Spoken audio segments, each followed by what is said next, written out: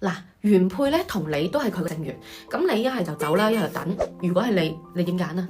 咁同大家講一個玄學真相啊，其實喺三角關係入面最痛苦嘅人，佢唔係唔被愛嗰個，而係你唔知應唔應該繼續等落去。咁舊年咧有個客人咧，佢就問我，佢話我同佢一齊已經2年啦，佢之前都有講過離婚嘅，但係一直咧都冇行動，應唔應該繼續等落去咧？咁我就睇佢哋3個人嘅合盤啦。